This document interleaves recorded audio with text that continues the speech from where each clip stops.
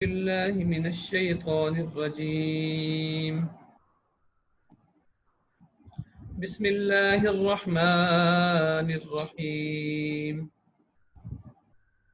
يا أيها الناس اتقوا ربكم الذي خلقكم من نفس واحدة وخلق منها زوجها وبث منهما رجالا كثيرا ونساء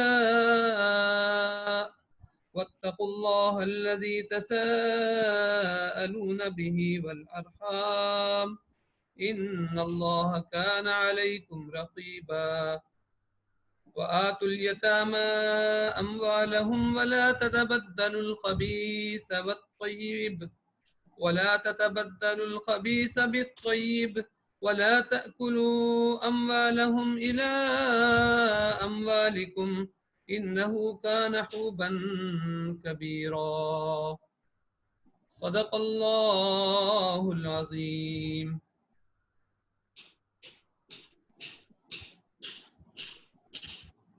ہمارا آج کا موضوع جس طرح کہ آپ کے ساتھ شیئر کیا گیا تھا وہ ہے اسلام کا معاشرتی نظام. یہ انتہائی ایک اہم موضوع ہے. عموماً جو ہم قرآن مجید فرقان حمید کا مطالعہ کرتے ہیں تو وہاں پہ جو ہمیں چیزیں ملتی ہیں اور اس کے نسبت جو ہمارے معاشرے میں چیزیں رائج ہیں اس میں ایک بہت بڑا تضاد موجود ہے. اور وہ تضاد کیا ہے؟ ہم نے کبھی اسلام کو بحیثیت نظام دیکھا نہیں اور موقع بھی نہیں ملتا کہ ہم اس کو بحیثیت نظام کے دیکھ سکیں. آفاق نے ہمیں یہ موقع دیا ہے کہ ہم اس کو باقاعدہ طور پہ اس حیثیت سے دیکھ رہے ہیں. تو اس حوالے سے اس کو دیکھنے کی بھی ضرورت ہے اور اپنے معاشرے کے حوالے سے جائزہ لینے کی بھی ضرورت ہے کہ ہم کہاں پہ کھڑے ہیں, ہم کس نظام کو فالو کر رہے ہیں, کس نظام کی پیروی کر رہے ہیں. اور وہاں پہ پھر دیکھنے کی ضرورت ہے کہ ہم کیا اس نظام کے اندر ہی ہمیں رہنا چاہیے یا اس کے بدلنے کے لیے کو اپنا کردار ادا کرنا چاہیے. تو جو سب سے پہلی بات آتی ہے جب ہم معاشرے کی بات کریں گے تو چونکہ معاشرہ تو چند افراد کے ملنے سے جو یہ وجود میں آتا ہے, اور یہ جو اسلام کا جو معاشرتی نظام ہے اس کی جو بنیاد ہے وہ کیا ہے کہ اللہ رب العالمین سورہ مبارکہ سورہ حجرات میں فرماتے ہیں کہ یا ایھا الناس انا خلقناکم من ذکر و انثی, اے لوگوں تمہیں ایک مرد اور ایک عورت سے پیدا کیا گیا. یعنی یہ سب اولاد ہیں آدم علیہ السلام کی, تمام انسان. پھر جیسے جیسے آبادی بڑھی تو کیا ہوا, وَجَعَلْنَاكُمْ شُعُوبًا وَقَبَائِلَ لِتَعَارَفُوا, تمہیں گروہوں میں بنا دیا, تمہاری نسلیں بنی, رنگ بنے, زبان بنے, زبانیں پھر ان سے وجود میں آئیں, مختلف اوطان جو ہیں وہ وجود میں آئے, مختلف قومیتیں وجود میں آئیں. لیکن یہ ساری کی ساری جو چیزیں ہیں یہ دراصل ہیں کس لیے؟ لِتَعَارَفُوا, تو ہماری تعارف کے لیے, ایک دوسرے کے پہچان کے لیے. تو کہیں ایسی کیفیت پیدا ہو جانا کہ بندہ کہے کہ میں چونکہ گورا ہوں تو میں اعلیٰ ہوں, فلاں کالا ہے وہ اعلیٰ نہیں ہے, فلاں چودھری ہے وہ افضل ہے, فلاں جو ہے وہ تو افضل نہیں ہے, فلاں ذات فلاں نسل جو ہے فلاں خاندان بڑا افضل ہے, اور فلاں جو ہے قبیلے وہ تو بس نعوذ باللہ وہ جس طرح ہمارے معاشرے میں موجود ہے چودھری اور کمی کا تصور. تو یہ جو برادریاں ہیں, یہ جو کہہ لیں کہ وہ ذاتیں ہیں, یہ جو ہے نا یہ تو کمی ہے. اسی طرح بندہ کہے کہ فلاں علاقے کے رہنے والے سپیریئر ہیں اور فلاں علاقے کے رہنے والے جو ہے وہ سپیریئر نہیں, انفیریئر ہیں. تو فلاں اعلیٰ ہے, فلاں جو ہے وہ ادنا ہے. تو اسلام جو ہے اس حوالے سے سراسر اس کی نہ صرف اس کا انکار کرتا ہے بلکہ جو اس کے اوپر چلتا ہے اسلام اس کی تردید بھی کرتا ہے, اور ایسے فرد کو ہرگز اسلام جو ہے وہ اس کی تعریف نہیں کرتا. تو اسلام کیا کہتا ہے؟ اسلام کا جو اصولی معاشرہ ہے جو وہ کیا ہے کہ انسان اور انسان کے جو درمیان اختلاف ہے وہ رنگ، نسل، زبان اور قبیلہ نہیں، بلکہ کیا ہے؟ ان اکرمکم عند اللہ اتقاکم، تم میں معزز وہ ہے جو تقوی کے اعتبار سے بہتر ہے، جس کا جو متقی ہے۔ تو اس طریقے سے دنیا کے اندر دو گروہ وجود میں آتے ہیں، ایک اہل حق ہیں، ایک اہل باطل ہیں۔ دو ہی گروہ بنتے ہیں، ایک طاغوت ہے اور دوسرا ایک اہل شیطان ہے اور ایک اہل رحمان ہے، ایک اصحاب الجنہ ہے، ایک اصحاب النار ہے۔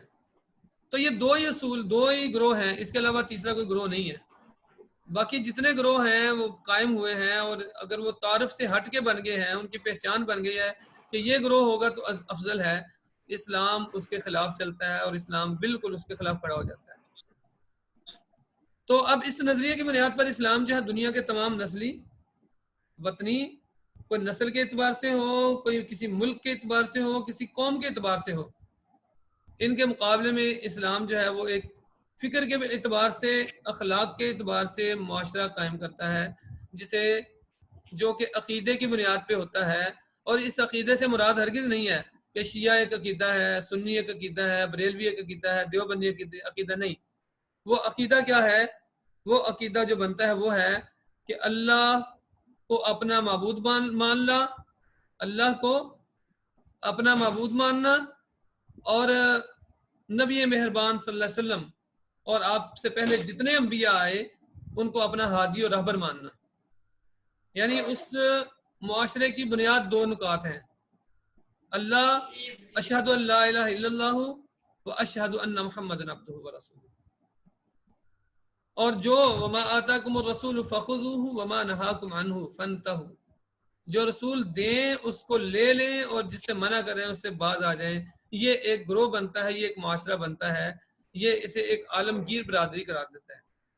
ایک فرد سیالکوٹ کے ایک بالکل وہ بارڈر کی پٹی کے اوپر بندہ موجود ہے، اور دوسرا فرد کہیں کسی وہ افریقہ کے کسی جنگل میں بیٹھا ہوا ہے، اور اگر وہ اس بات کو مان لیتا ہے تو یہ دونوں کو آپس میں بھائی بھائی قرار دیتا ہے۔ المسلم اخو المسلم، مسلم مسلم کا بھائی ہے۔ المؤمن اخوت المومن، مومن مومن کا بھائی ہے۔ انما المؤمنون اخوت، مومن آپس میں بھائی ہیں۔ تو وہ ان کے درمیان ایک برادری، ایک عالمگیر برادری قائم کرتا ہے۔ تو یہ جو نسلی اور وطنی جو معاشرے ہوتے ہیں وہاں پہ تو شرط یہ ہوتی ہے کہ نسل میں پیدا ہونے والا ہی اس کا بھائی ہوگا۔ وطن کے حوالے سے اگر کوئی معاشرہ ہے تو وطن میں پیدا ہونے والا اس کا بھائی ہوگا، باقی کے ساتھ اس کا کوئی تعلق نہیں ہے۔ تو اسلام جو ہے اس کو اس کی بنیاد پہ نہیں کرتا، بلکہ وہ کہتا ہے کہ یہ جو فکر ہے اور یہ جو اصول ہے معاشرے میں، معاشرے کے جو لوگ ہیں ان کے لیے وہاں پہ برابر کے حقوق ہیں۔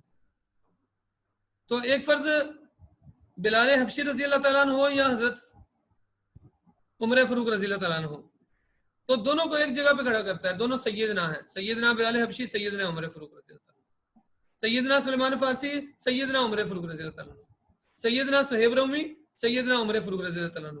تو اسلام جو ہے وہ اس طرح کی ایک مساوات قائم کرتا ہے۔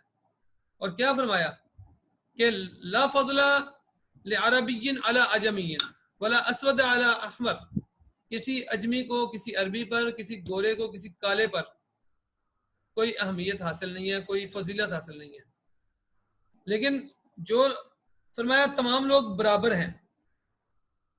اور حضرت عمر رضی اللہ تعالیٰ عنہ سے ہی مروی ہے کہ فرمایا انی امرت ان اقاتل الناس، مجھے حکم دیا گیا ہے، یہ مشکات شریف کے اندر باقاعدہ موجود ہے یہ حدیث مبارکہ مشکات المصابیح میں، انی امرت ان اقاتل الناس، مجھے حکم دیا گیا ہے کہ میں لوگوں سے لڑوں، ان سے جنگ کروں، حتی یشہدوا ان لا الہ الا اللہ، یہاں تک کہ وہ شہادت دیں اللہ کے علاوہ کوئی معبود نہیں، وان محمد رسول اللہ، اور محمد صلی اللہ علیہ وسلم اللہ کے رسول ہیں، واقام الصلاۃ، اور نماز قائم کریں، وایتاء الزکاۃ، اور وہ زکوٰۃ ادا کریں، وحج البیت وصوم رمضان، وہ بیت اللہ کا حج کریں، رمضان کے روزے رکھیں، فَإِذَا فَعَلُوا ذَلِكَ، جب وہ یہ کام کر لیں، اسموا منی دماءہم واموالہم، ان پر میرا خون اور ان کا مال اور ان کا جو خون ہے وہ میرے اوپر حرام ہو گیا. یعنی یہ عالم کی رسم معاشرہ کام کرتے ہیں، ان کے لیے پھر برابر کے حقوق ہیں.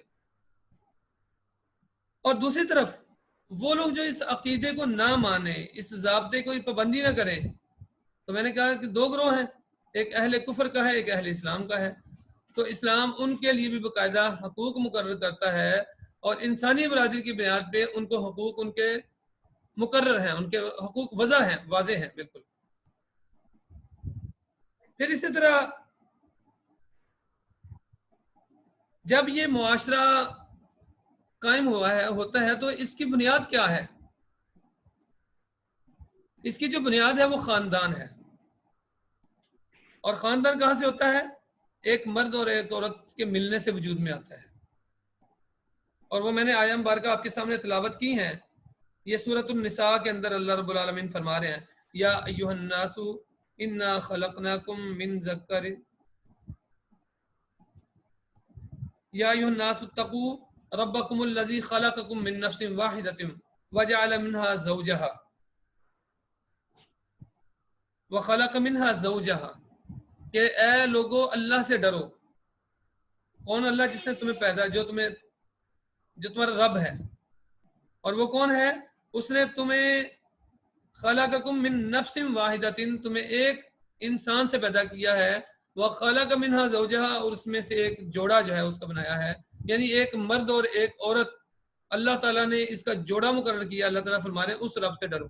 تو اللہ تعالیٰ نے یہ جوڑا مقرر کیا ہے. اب یہ جو خاندان ہے، یہی اسلامی معاشرے کے اندر جو اس تمدن کی جڑ ہے، جو اسلامی تمدن ہے اس کی جو جڑ ہے وہ کیا ہے؟ وہ یہی خاندان ہے. اور اسی حوالے سے آپ ذرا اگر جائزہ لیں تھوڑا سا، تو اسلام کے جو معاشرہ ہے، جو اسلامی معاشرہ ہے، اسلام کا جو معاشرتی نظام ہے، اس کے اندر اس خاندان کے تحفظ کے لیے، اس خاندان کو مضبوط کرنے کے لیے اس نے باقاعدہ طور پہ متوجہ نہ صرف کیا ہے بلکہ اس حوالے سے بڑی واضح احکامات دیے ہیں کہ اس خاندان کو آپ نے بچانا ہے، اس خاندان کا تحفظ ضروری ہے. اور وہ کیسے فرما رہا ہے؟ یہ فرمایا کہ یہ خاندان تباہ کیسے ہوتا ہے، یہ خاندان بچ کیسے سکتا ہے؟ وہ آیات مبارکہ ہیں، واتقوا اللہ الذی، اس اللہ سے ڈر جاؤ، اس ذات سے ڈر جاؤ، تساءلون بہ والارحام، اور وہ ساتھ کیا کہتے ہیں؟ اپنے جو رحم ہے، رحم جو خونی رشتے ہیں ان کے حوالے سے بھی ڈرو. تو اب یہ خاندان کیسے بچ سکتا ہے؟ اس کی بقا کیسے ہو سکتی ہے کہ یہ جو عصمت ہے اور جو یہ پاک دامنی ہے یہ برقرار رہے؟ اور اس کے لیے کتنی سخت وعید ہے، اور اس کے لیے عصمت اور پاک دامنی کے تحفظ کے لیے کتنا زبردست حکم ہے کہ فرمایا تم مجھے دو چیزوں کی بشارت دے دو، میں تمہیں جنت کی بشارت دیتا ہوں. کیا کیا؟ ایک جو دو جبڑوں کے درمیان ہے اور ایک جو دو ٹانگوں کے درمیان ہے، یہ شرمگاہ. یہی انسان کی شرمگاہ ہے جو انسان کے اس خاندان کے جو نظام کو تباہ و برباد کرتی ہے. اور پھر قرآن مجید میں جو بارہا مقامات پر آیا ولا تقربوا الزنا، کیا ہے؟ یہ اس خاندان کے تحفظ کے لیے ہے. یہ ایسے سادہ سی بات نہیں ہے. اللہ رب العالمین اپنے اس معاشری جو اسلامی معاشرتی نظام ہے اس کے بقا کے لیے، اس کے تحفظ کے لیے حکم دے رہے ہیں کہ ولا تقربوا الزنا. اور دوسری جگہ پہ کیسے فرمایا؟ والذین هم لفروجهم حافظون. ہم نے پڑھا تھا مومنین کی صفات میں کہ وہ اپنے شرم گاہوں کی حفاظت کرتے ہیں، الا علی ازواجہم، مگر اپنی بیویوں کے پاس وہ جاتے ہیں. تو یہ بنیادی طور پہ خاندان کے تحفظ کے لیے ہے. اب یہ جو مرد اور عورت کا باہمی تعلق ہے اس کو اللہ تعالیٰ نے کیا نام دیا ہے؟ زوجیت کا، زوجین کا. اور باقاعدہ طور پہ دونوں کی ذمہ داریاں وضع کی ہیں، دونوں کی مرد کے ذمے کچھ کام ہیں اور کچھ عورت کے ذمے کام لگائے گئے ہیں. اسلام کے نزدیک جو مرد اور عورت کے جو تعلق کی صحیح صورت کیا ہے کہ اس میں باقاعدہ طور پہ ان کو معاشرتی ذمہ داریاں دی گئی ہیں، ان کے ذمے لگایا گیا ہے کام، اور ان کے لیے باقاعدہ طور پہ میدان جو ہے وہ وضع کیے گئے ہیں کہ آپ نے یہاں پہ رہنا ہے. ان کے لیے مورچے بنائے گئے ہیں. اور کس طرح وہ مورچے بنائے گئے ہیں کہ اس حوالے سے فرمایا الرجال قوامون علی النساء، مرد جو ہیں وہ عورتوں پر ان کی فضیلت ہے اور ان کے قوام ہیں، ان کے ذمہ دار ہیں، ان کے نگران ہیں. لیکن ساتھ جو بات کی گئی کہ اسے جابر نہیں بنایا، اسے بادشاہ نہیں بنایا. وہ بادشاہ نہیں ہے، وہ ڈکٹیٹر نہیں ہے کہ وہ ڈکٹیٹر بن جائے، ظالم بھی نہیں ہے ظلم کرتا رہے، بلکہ نبی مہربان صلی اللہ علیہ وآلہ وسلم نے باقاعدہ طور پہ یہ کر کے دکھایا، اور اس حوالے سے احادیث مبارکہ بیان ہے. اس میں کیا فرمایا آپ صلی اللہ علیہ وسلم نے؟ خیرکم خیارکم من اہلی، تم میں سے سب سے اچھا وہ ہے جو اپنے گھر والوں کے لیے اچھا ہے. یعنی کیسی بات ہوئی؟ اس کا مطلب ہے وہ اس معاشرے کے یہ جو اس کی بنیاد ہے، یہ جو خاندان کا نظام، اور اس میں مرد اور عورت کے تعلق کو اللہ تعالیٰ بڑا مضبوط رکھنا چاہتا ہے اور اس میں دراڑ نہیں ڈالنا چاہتا. اور جو حدیث مبارکہ کے دوسرے الفاظ ہیں وہ تو باقاعدہ طور پہ جو ابلیس کی جو مجلس ہے اس کا تذکرہ ہے احادیث مبارکہ کے اندر کہ اللہ رب العالمین فرماتے ہیں ابلیس بھی اپنی مجلس بلاتا ہے، اپنے کرندوں کو بلاتا ہے، اور ان کی وہ میٹنگ ہوتی ہے، وہ بھی اپنی میٹنگ کرتا ہے اور ان سے رپورٹ لیتا ہے. اور وہ کہتے ہیں آج جس کی رپورٹ سب سے اچھی ہوگی اس کے سر پہ تاج پہناؤں گا، یعنی سب سے زبردست کام مجھے یہ پسند ہے. تو اس کے اندر ایک کہتا ہے جی میں نے نا نماز چھڑا دی، وہ کہتا ہے تو نے اچھا کام کیا. ایک کہتا ہے میں نے دو مسلمانوں کو آپس میں لڑا دیا، وہ کہتا ہے تو نے اچھا کام کیا. ایک کہتا ہے میں نے ایک مسلمان سے نا روزہ توڑوا دیا، وہ کہتا ہے تو نے اچھا کام کیا. ایک کہتا ہے جی میں نے جو ہے نا وہ غیبت کروائی، کوئی کہتا ہے میں نے چغلی کروائی. لیکن ایک آ کے کہتا ہے میں نے میاں اور بیوی کے درمیان جدائی ڈلوا دی، میں نے میاں اور بیوی کے درمیان جدائی ڈلوائی. تو وہ کہتے ہیں تم نے جو کام کیا وہ سب سے اچھا کیا ہے، اور اس کے سر پہ وہ تاج رکھتا ہے. عبداللہ آیا چومتا ہوں. تو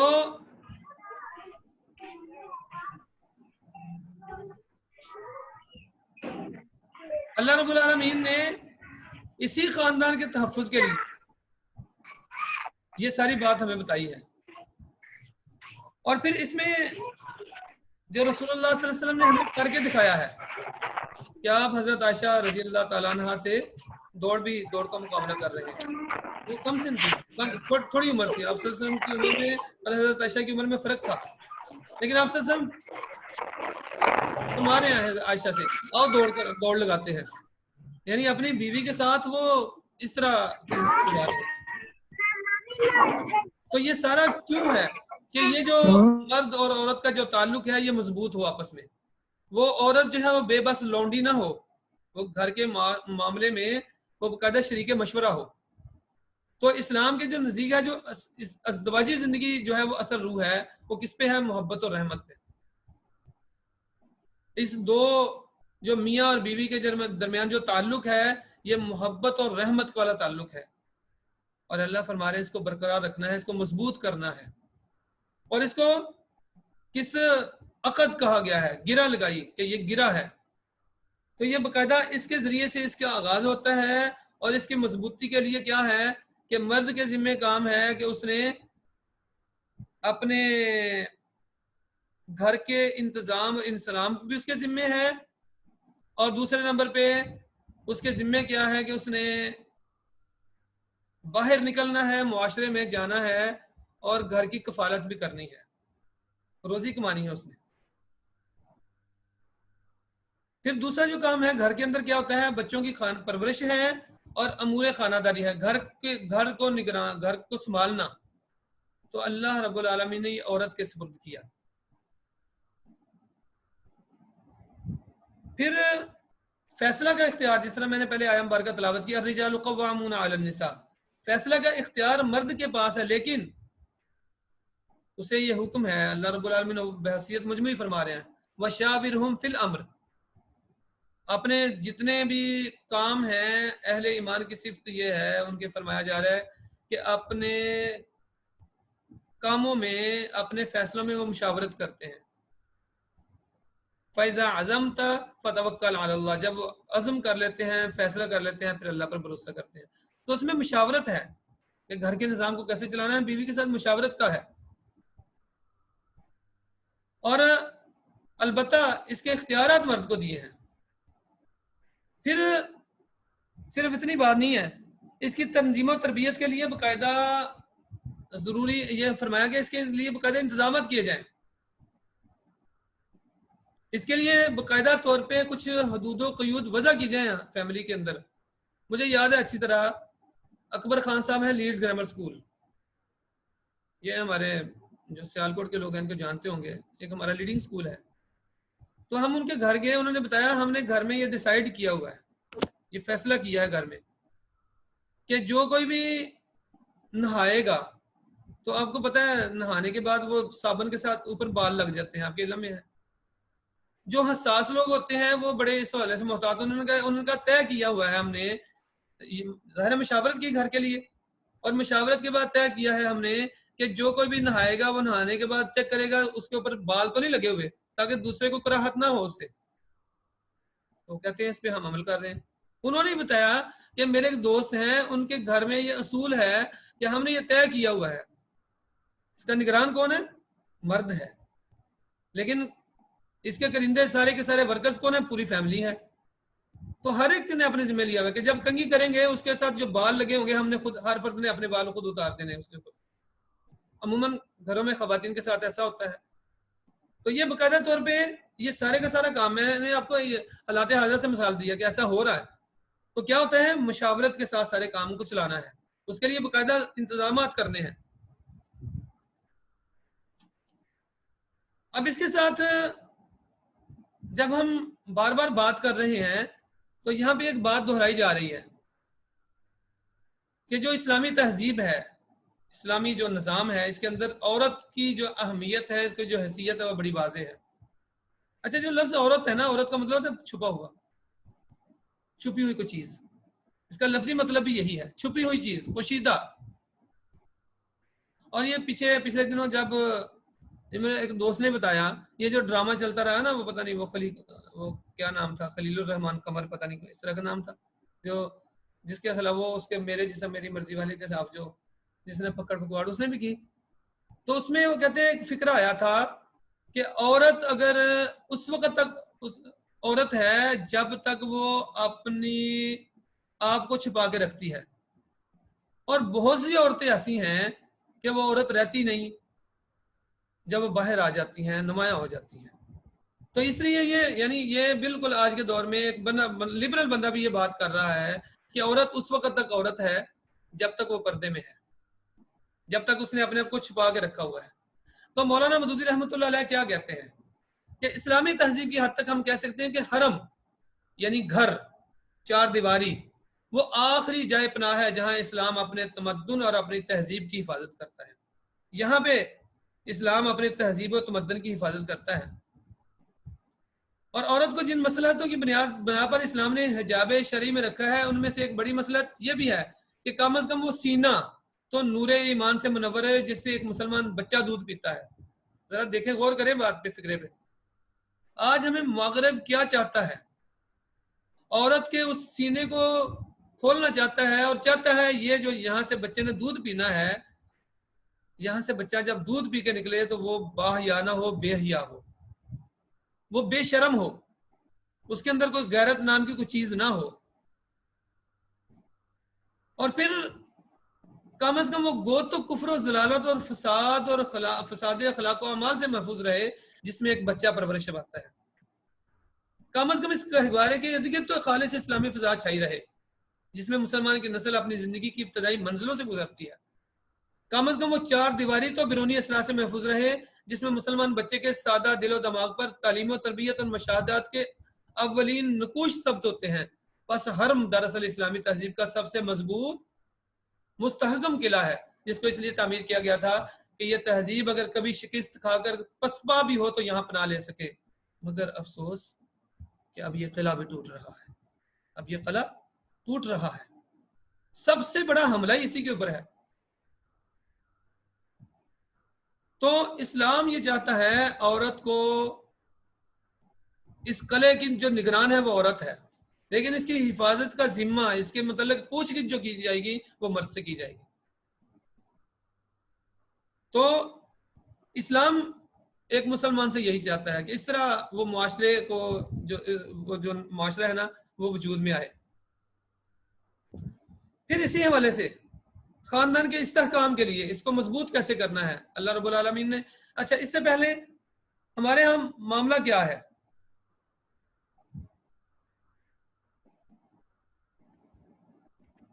کہ اسلام جو ہے اور مغرب، ان میں ایک مشترک پہلو ہے اس مساوات کا. وہ کیا ہے؟ مغرب بھی کہتا ہے کہ مرد اور عورت برابر ہیں، ان کو برابر کے حقوق ملنے چاہیے، ان کی تعلیم برابر ہونی چاہیے. بالکل اسلام بھی یہی کہتا ہے. یہ ان میں اتفاق ہے دونوں میں. اور پھر اسی طرح دونوں میں اختلاف بھی ہے. ایک اختلاف کہاں پہ ہے؟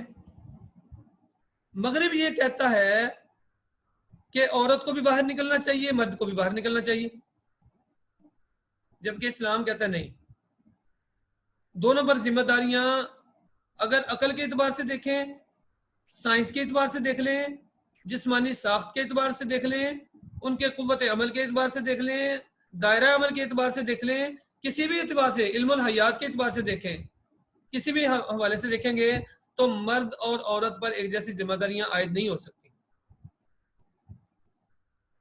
تو اس لیے اسلام کہتا ہے کہ نہیں، عورت پر جو مرد کی ذمہ داریاں ہیں وہ جو عورت ہے وہ مرد کی ذمہ دار نہیں ہے، لیکن مرد کو عورت کا ذمہ دار بنایا ہے. کیوں؟ مرد کے ذمہ مشکل کام رکھا گیا، تمام مشکل کام عورتوں کے ذمہ ہے. آپ دیکھ لیں، جائزہ لے لیں، وہ اس کا حمل کا جو وقت ہے کتنا مشکل مرحلہ ہوتا ہے. وہ 9 ماہ اپنے بچے کو پیٹ میں پالتی ہے، پیٹ میں رکھتی ہے. پھر آپ یہ بھی دیکھیں کہ دودھ پلانے کے دوران 2 سال بچے کو دودھ پلانا، کس طرح وہ راتوں کو اٹھتی ہے، رات کی نیند حرام کرتی ہے، کس طرح اپنے بچے کو بھی سنبھال رہی ہے، کھانے پینے کا بھی اہتمام کر رہی ہے، گھر کی وہ جو صفائی ستھرائی کا بھی اس کے ذمہ ہے. تو گھر کے سارے کام مشکل کام ہیں، اس کے ذمہ ہیں. مرد کے ذمہ کیا لگایا گیا؟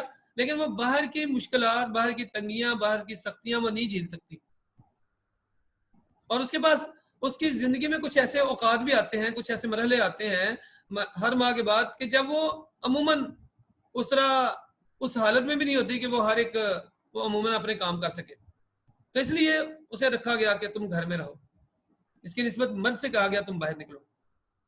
اس کے جسم کو سخت بنایا گیا. تو اس طرح اللہ رب العالمین نے ہمیں، تو اسلام جو ہے وہ واضح طور پہ واضح کرتا ہے کہ مرد اور عورت کے جو ہیں اس حوالے سے جو کام ہے وہ برابر نہیں ہے. اور یہاں پہ آ کے ہمارا مغرب سے اختلاف پیدا ہوتا ہے. اب سید مودودی رحمۃ اللہ علیہ نے یہاں پہ لکھا ہے کہ مغرب نے تو عورت کو جو کچھ دیا ہے وہ کیوں دیا ہے؟ وہ عورت بنا کے تو نہیں دیا نا، اس نے اس کے کپڑوں سے اس کو برہنہ کیا ہے، اس کو مرد بنایا ہے اور مرد بنا کے اس کو دیا ہے. پھر آپ دیکھیں، اور اس نے بزنس کیا ہے عورت کے اوپر.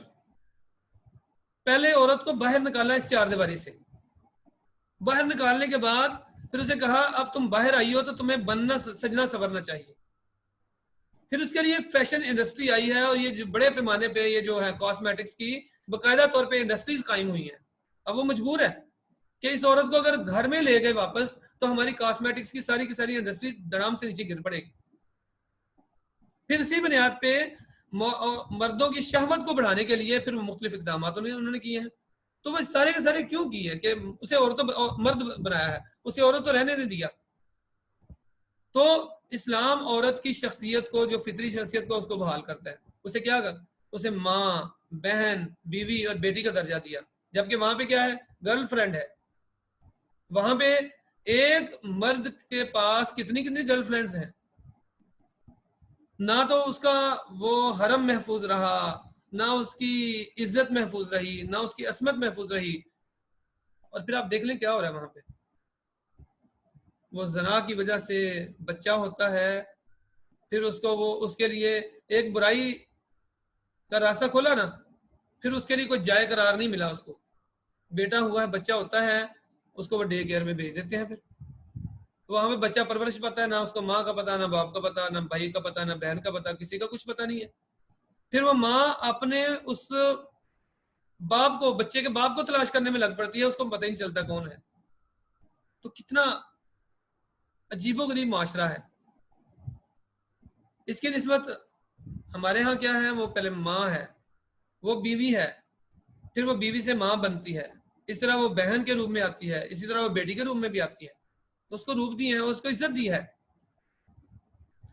اب خاندان کا جو استحکام ہے، اس کو مضبوط کرنے کے لیے باقاعدہ طور پہ اسلام نے کیا کیا ہے؟ پردے کے احکامات نازل کیے ہیں۔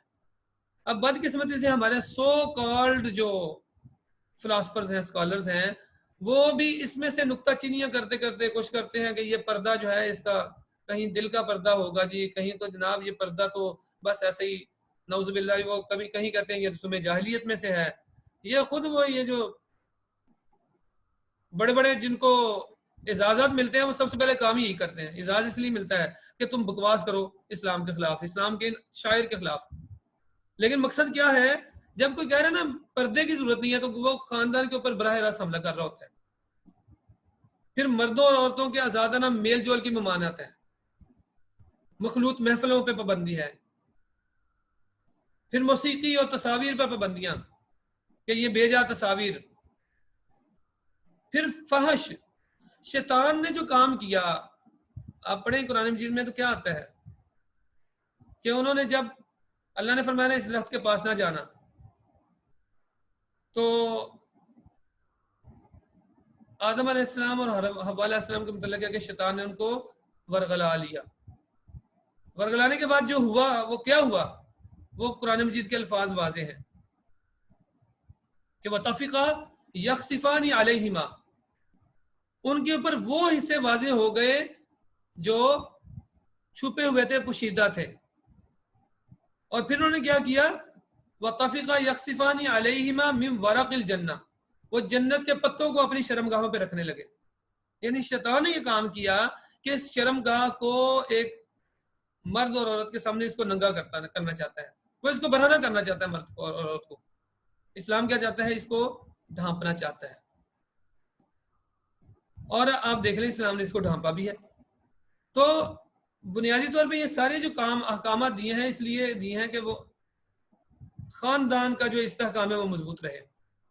اور یہ جو فحاشی اور ریانی ہے، سید مدعی رحمۃ اللہ علیہ فرماتے ہیں کہ یہ فحاشی اور ریانی کو محض قانونی طور پر ناجائز قرار دینا ہی کافی نہیں ہے کہ یہ چیز ناجائز ہے، بلکہ یہ چار جو چیزیں ہیں، پردے کے احکامات کو نافذ کرنا، مردوں عورتوں کے آزادانہ میل جول کو روکنا، موسیقی اور تصاویر پر جو پابندی ہے، یعنی ایک حد تک اس کے اندر گنجائش ہے تصویر پہ، لیکن عورت اور مرد کھڑے ہیں اور تصاویر بنوا رہے ہیں، غیر محرم کے ساتھ بنوا رہے ہیں اور شوقیہ بنوا رہے ہیں۔ پھر فواحش ہے، فحش باتوں کا روکنا۔ تو اسلام کہتا ہے کہ پہلے ان چار قسم کی تدابیر کو بھی اختیار کرو۔ ایک بندہ کہتا ہے میں نے جناب فحاشی اور ریانی کو روک دیا ہے، لیکن اس نے اگر اس چار چیزوں کو نہیں روکا تو آپ یوں سمجھ لیں کہ یعنی اس کو قانونی طور پہ ناجائز قرار دے دیا ہے، تو اس سے کام مکمل نہیں ہوا اگر یہ چار باتوں کی طرف توجہ نہیں دی جا رہی۔ اسلام کا معاشرتی نظام، اسلام کا جو معاشرہ ہے وہ قائم نہیں ہو رہا۔